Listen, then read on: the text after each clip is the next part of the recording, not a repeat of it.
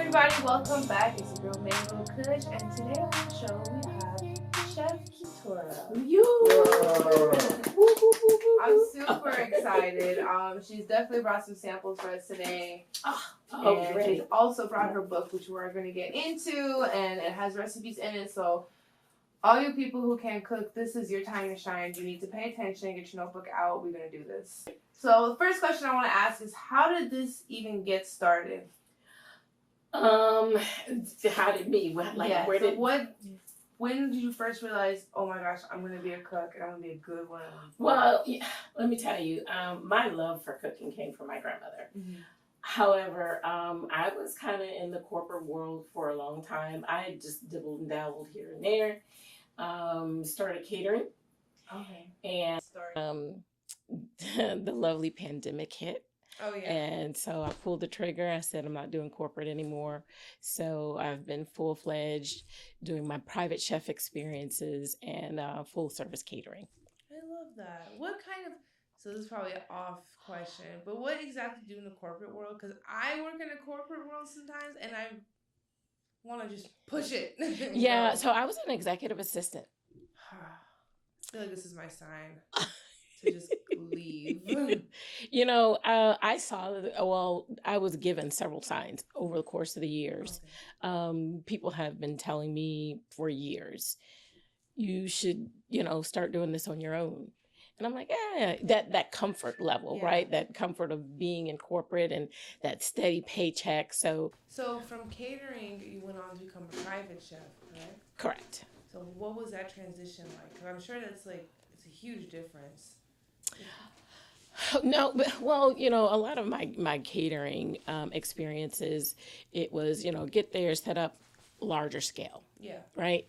Private chef experience for me that's my baby. Yeah. Because I get to go into my clients' homes and they get to see it from beginning to end, everything that I do, how I cook, how I prepare my meals, how I put my love into their food. One of my clients, she did a birthday for her boo thing, and while they were doing a sip and paint, mm-hmm. I was in the kitchen cooking. So once they finished, I was able to start serving them their, what did we do? I think we did a 4-course meal that day. So I've had ladies hire me. They've gone up to the Blue Ridge Cabins, and I've gone up for the weekend and, get there, prepare their breakfast, lunch, dinner. So those, to me, are my favorite because I really get to get in my zone. Do you ever have people who are just so picky or make it difficult, or is it just pretty set in stone? I haven't really had a client that was extra. Yeah. But I know how to handle extra because I'm extra. So I'm like, okay, cool. Yeah. You know how we do. But no, I really haven't had any that were like, oh my God, I'm going to kill this person. No, that's good.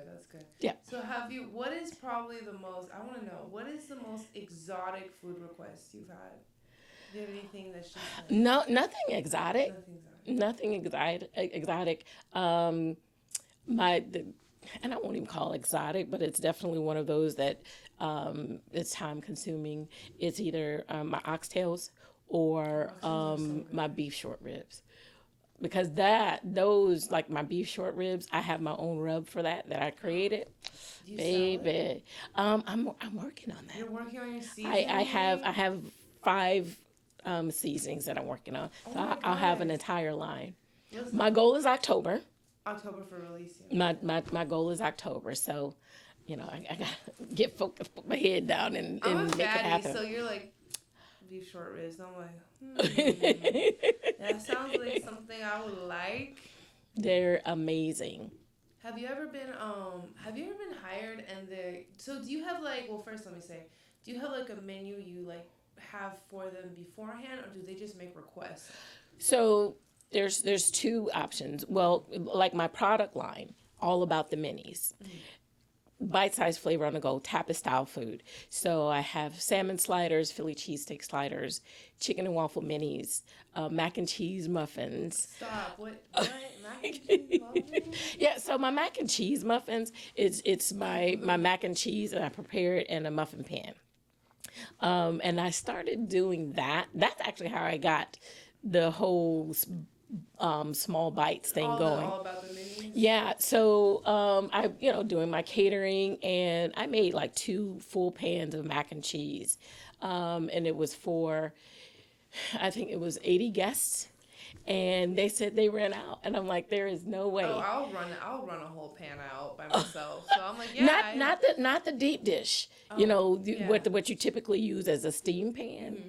No, I filled that thing up. So I'm like, there's no way you guys ran through. Mac and cheese is like the crack of food, in my opinion. And yeah. I'm always looking for I know where the good mac and cheese are. You can look at it. Like I just know. You can look at it and tell. But for me, it's all about portion control. When you're catering and you're doing that, you're like, okay, I'm feeding 80 people, and I always give a little extra just because I don't ever want a client to come back and say they ran out of food. So like I said, I'm extra, so I do give a little bit extra, but after that I said, you know what, we're gonna nip this in the bud. We're going to shut this down. So I started making my mac and cheese, and I'm like, 1 muffin is a portion. So it's a good measurement for everybody. Yeah, and nobody. Well, I mean, we're foodies, so we do like the whole mac and cheese. Some people say go for 2, but after 2, they're full.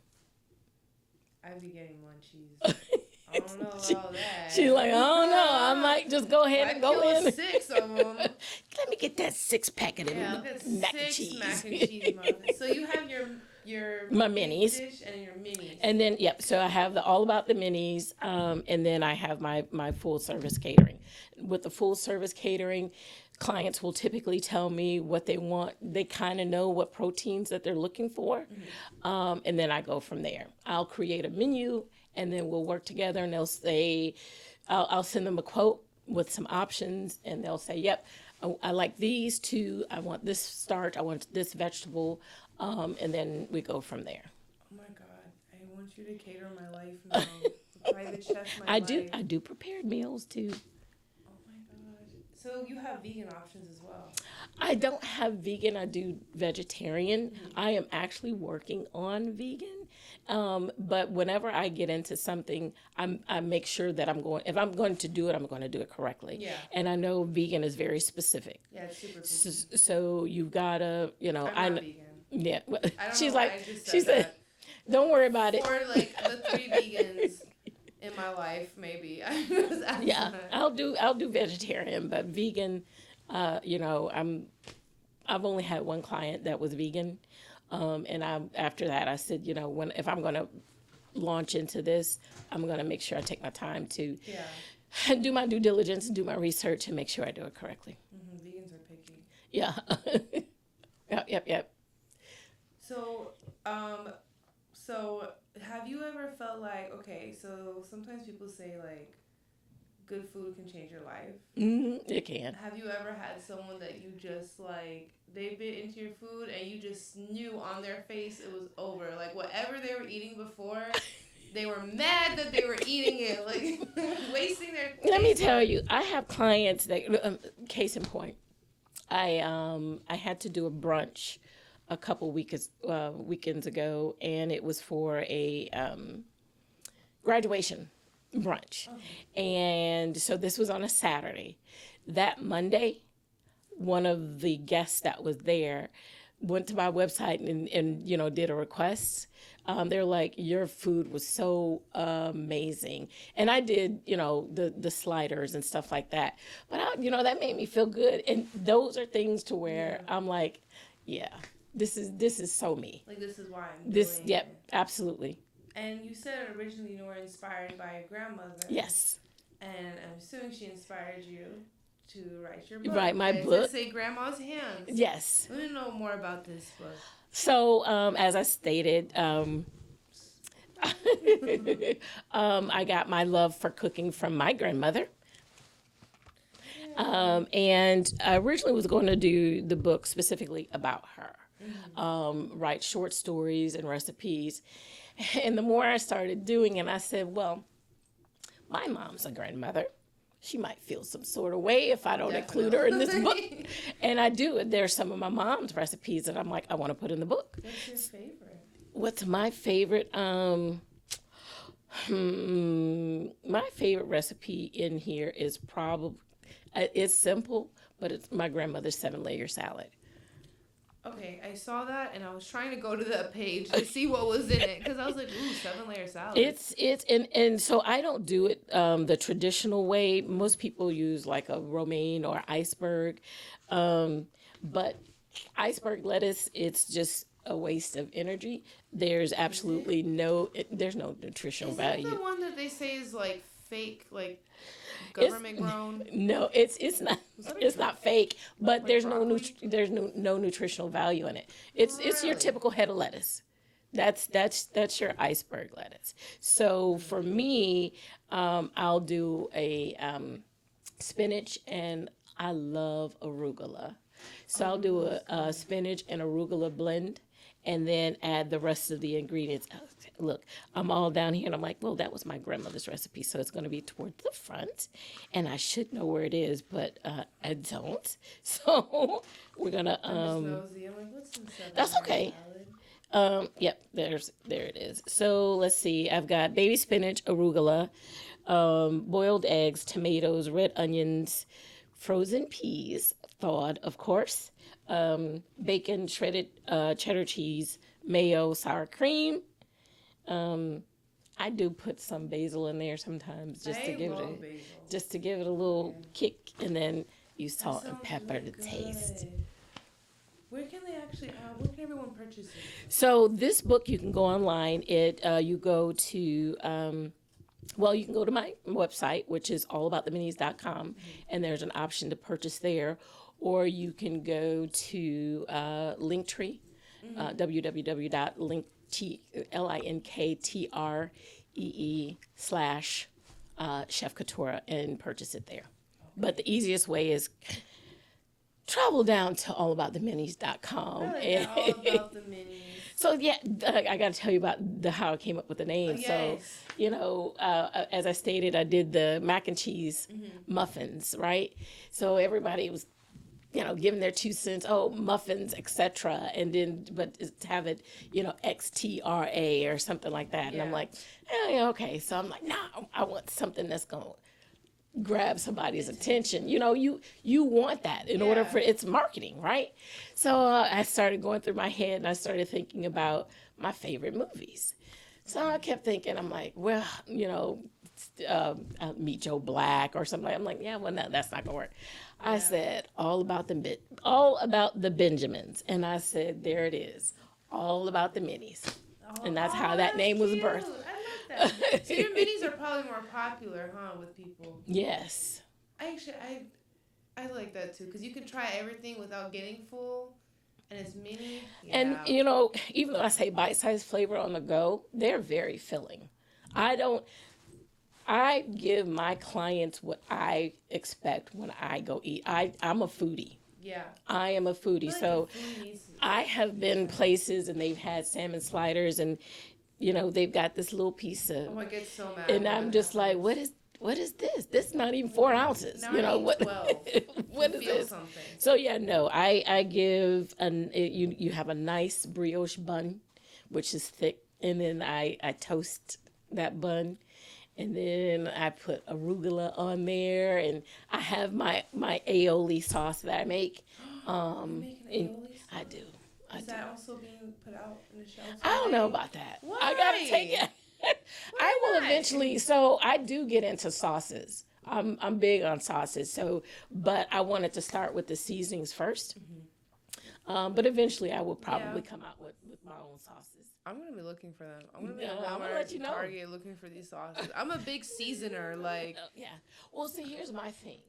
I watch a lot of videos and social media, and sometimes I'm watching and I'm like, why are they putting all this seasoning on? I think Like they've got like 12, 15, and they're throwing this in there, and they're throwing. I'm like, yeah, don't. It's y'all just really experimentation sometimes. Yeah, I think they're just, hey, this tastes good. I went to Cartagena in February, and I took a cooking class there. And the fish that we made, we just seasoned it with salt and pepper. That's it? That's it. The fish was fresh, and you don't need an abundance of seasoning when you are cooking. If you can use your fresh herbs and stuff like that, and that takes care of all that extra seasoning that people put on. I think I sometimes over season my salmon because I hate the fishy taste. And I experiment every time I make salmon. I experiment to see what I like. And It's like, yep, no, not that. Nope. I'm like, ugh, fish. So I start throwing like Old Bay, garlic, and a sazon and everything. Pepper, cayenne. I love cayenne pepper for some reason. So you do like spicy, yes? I love spicy. My aioli has got a little kick to it. I like anything with a little kick to it. Yeah, I just wanted to make sure that you were able to. I need to read your book. I need to buy your book because I need to learn some new recipes. I feel like I struggle with okay, so I'm Persian, so everything I learned was Middle Eastern, and then one day someone was like, "You know how to make casserole?" And I was like, "I've never even had casserole." And then I felt left out. Like I want to make roast beefs and I don't know. I want to do it too. Cornish hens. Like I never made these things. Cornish hens are in there. I've never made that. Really? I'm not even sure if I know what that is. I think what I'm thinking in my head is something else. Yeah, it's a little bird. All right, tell us what you have. All right, so we're gonna start with the biggest hit, the biggest seller, and that is my salmon slider, and then I've got a Philly cheesesteak slider. And then one of my favorites actually is the chicken and waffle mini. So today you have air fried chicken. Ooh, and there's healthy chicken. But I do some guests want the air fried, some want straight up fried chicken. So I do it both ways. Today I went with the air fried. I don't even know what to start with. Start with what's closest to you. Okay. And there's a knife and a fork if you want to cut a piece. She's like, nope, I'm just going. No? I know. I'm trying to think. I'm like, maybe I should just cut a piece. So I don't get my hands everywhere on it. And then it's like... These are the cutest little waffles I've ever seen. Ever. I'm actually working on... So even though I call that, I might change the name of that one. I'm not sure because I saw this waffle iron and it's smaller than those. So those might be called the minis. And I'll they're so cute. Call that the. I don't know. This is really good. Thank you. This is really good. And this is the Philly cheesesteak. That's the Philly cheesesteak. I'm on a podcast. Don't eat the whole thing around. She's like, yep, I got it in. Okay. These are good. This is dangerous. Yep. I like the sauce. Is that one of your... You're probably... it's probably the marinade that I put on the steak. Meat. It's like... juicy, like because the only sauce that I have and it's not even, I put mayo on the bun, but you're probably tasting it is. Oh my god, you marinated so good. Thank you. What? I know I'm supposed to try the other ones, but just get in there. Okay, I'm gonna stop being fat. What's the most sophisticated dish you've actually had to make somebody? Either my stuffed salmon. My lamb chops are a big hit. So like a surf and turf with the stuffed salmon, lamb chops are and then lamb chops. Have you ever had someone request a lobster tail? The simplest dish you've ever made? I do nothing simple. I like that. Yeah, Life I do is nothing. Extra. Never settle. Yeah, I do nothing simple. I feel like I should go for the chicken. Go for the chicken. Go in. Trying to be classy. because my mom might see this. She's like, oh my God, did you really do that on your podcast? She will. You grabbed it with your hand and you just, girl, you know I did. She hates when I do that, but I'm like, come on. Yeah, I can't wait for you to taste this. I feel like many people do chicken and waffles, but not many people can do chicken and waffles. Yeah. Yeah. Like, this is Atlanta, so you better motherfucking do chicken and waffles correctly. It better taste good. Yeah, I've started doing this red velvet waffle. I haven't perfected my recipe yet, so I've put it on the back burner until I get it like I really, really want it. Well, you got this down. This is really good. Your waffles are so fluffy. I like how you can marinate your chicken. Yeah, that's the fluffy waffles is the big hit. Yeah, they're like, what do you do to your waffles? I can't tell you. It's so fluffy. Sorry. Okay. Well, I'm glad you enjoyed it. I know. So you can finish chewing that, and I'm just gonna turn this. I'm trying so hard to keep it classy, but y'all know. I don't. Yeah, it's okay. It's okay. I'm not at all. So salmon is my favorite thing in the whole world. Oh, well, good. I'm glad I saved the best for last. This is my absolute favorite. They're all so good. I don't know. Like, I'm starting to see how, like, your guests must be killing these. Oh, yeah. I'm telling you, and make sure when you get them, you got to get the rest. Because I feel like you got, like, one little corner. I know. Of the salmon. So, because you got to put that on. This isn't going to work. I'm just going to have to find it. Go for it. There you go. Take the toothpick out first, though. Like, this isn't gonna work. I don't want to bite it and just be like, oh, I missed the salmon. I'm so excited.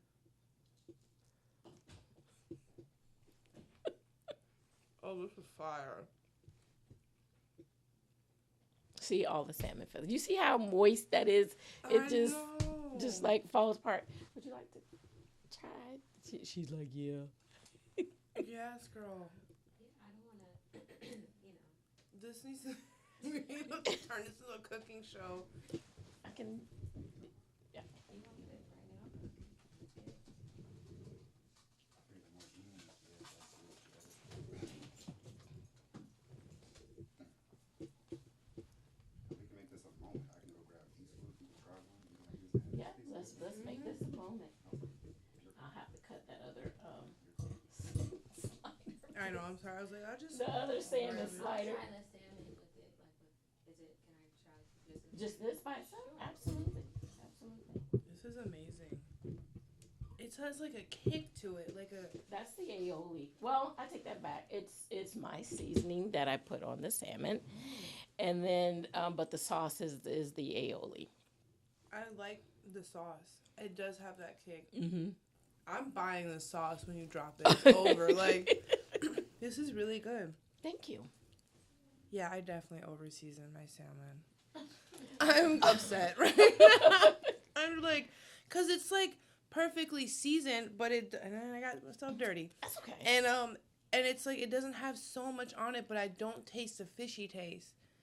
And it's so juicy. Is this in the book? No, I put my secret. I did put the stuffed salmon in there, but that's part of my brand, so I can't give that away. Then nobody would want to order it from me. You're right.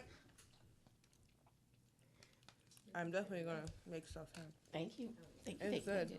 Oh, I have one more question. What is your favorite type of event or client to actually work for? Definitely the private chef. Mm-hmm.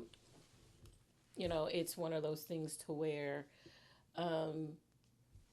there I get an opportunity to be one-on-one and have a great conversation, get my clients engaged while I'm Connect cooking. With them. Yeah. So the definitely private chef is my way to go.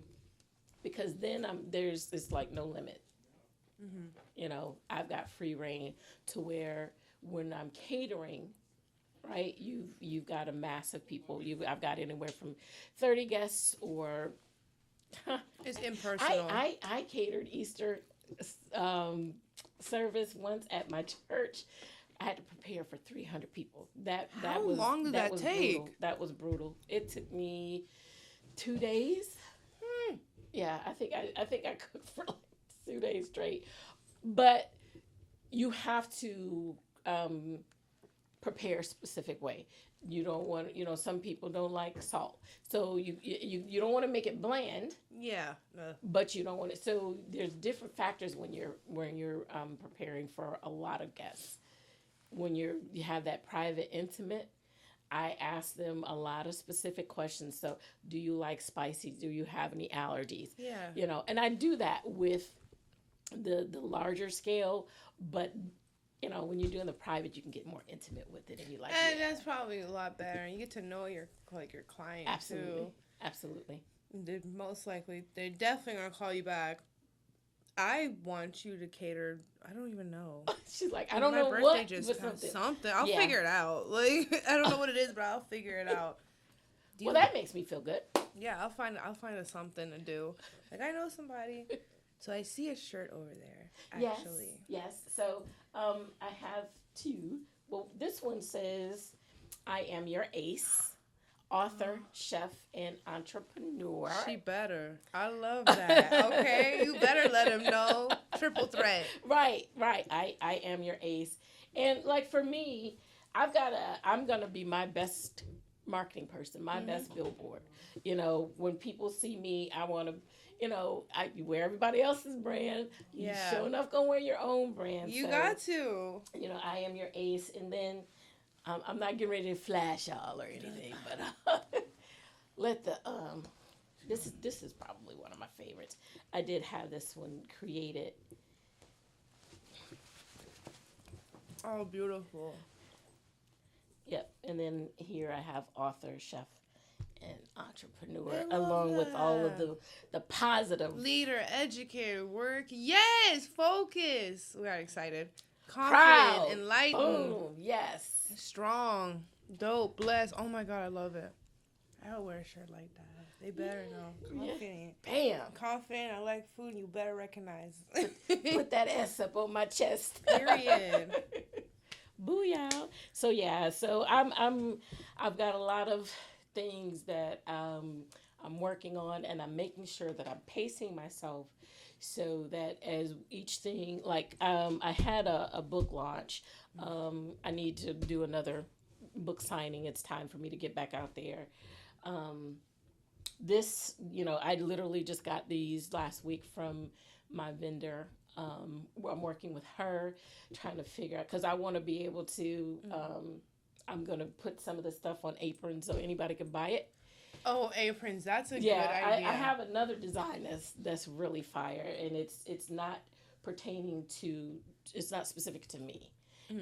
Anyone that's, a chef or that, wants to bake, I have a friend, he's like, yeah, I'm going to buy it whenever you release it because my wife thinks she's a chef. So I'm just going to go ahead and get her one. I'm like, hey, I don't care who wear it. I don't. This is so I've got a lot of things going on. So we should be looking forward to your sauces, your spices, your apparel. My apparel. Yeah. Relaunching the book. That's hard. Yeah. That's really sweet what you did, and I like that dedication. And I like that there's strong roots and everything, and you're basically sharing the love with people. Yeah. Food is love. Let me tell you. There's three things that I consider universal love, to where everybody can be in the same room and color is not a factor. Food, sports, music. Oh, music, definitely. I was thinking that one. Those are, like, to me, those are the three they bring universal. People together. Absolutely. It's almost like those three things bring a moment of peace. It's like everyone forgets because you're united. And I wish that would happen all the time because it's a really good feeling to feel united. It's like powerful. Those are the three universal, how people talk about universal love language and stuff. Yeah. Those three right there, it's like. I never thought about sports. I always thought music was a love language and food, but I never thought about sports. Think about it. I'm not good at sports. That's probably what it No. is. I was like, no, I'm not a sportsy person. Yep. So Yep. where can everyone find everything coming out? Let's see here. My website is www.allabouttheminis.com. You can find me on social media. IG, it's all about the minis _ as well as Chef Kitura. And Chef Kitura is ChefKitura. Yes. On TikTok, it's all about the minis.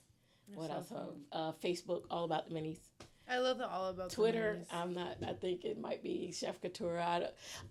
There's so many social media platforms. I know. And when I'm my videographer, I'm my accountant, I'm the chef, my marketing You person. are the PR team. You're all Yeah, over and there. I need to fire myself from some of these jobs. I swear I do.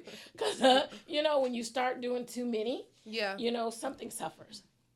And I'm just trying to get to the point to where I can, get a team.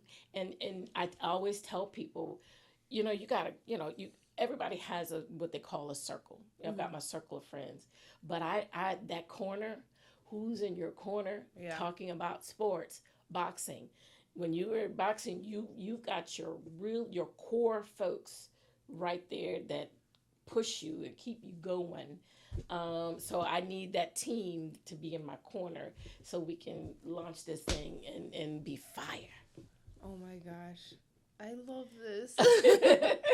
You should do like motivational speeches. Oh, It's I kinda look, inspiring. don't hate now. Hey, Let me tell you, I've got somebody, right now, I'm working with a camp, for the rest of the summer, What once kind a of week. camp? It's with kids, teaching, Aw. doing an abbreviated, cooking class. They should do that in school in general. Well- and taxes. Because I had to figure that out. Yeah, I was They really should implement confused. a lot of things back. They used to have home ec in school, Yeah. and they took that out. We had it in high school. I never got to take the class, and I was so upset because it just looked so fun to take it. They're always making like cool stuff. I started, junior high for me is when we had home ec, and then high school as well. Yeah. But they, like I said, they took it out. I had to take workshop. I made bullets out of metal, which I can do. I made a toolbox and so we got an opportunity to do home ec, wood shop. Yeah, it was, Is it wood shop? Shop. They put it yeah, it's just shop because we used Yeah. metal. Like we put in codes, and the laser would make. Oh things. yeah, I didn't do all that. I There's a got a lot going chance on. to cut the metal, and I created this little. It was probably the jankiest toolbox, but it was mine. It was I- yours, your creation, it's your baby. Yes. So, but that's how you can find it. Okay, great. So I feel like we should have the others come in here and try the food as well. Absolutely, bring them on in. Well, I'll cut up some pieces and let I them want to try see their it. reactions. They're gonna be so in love.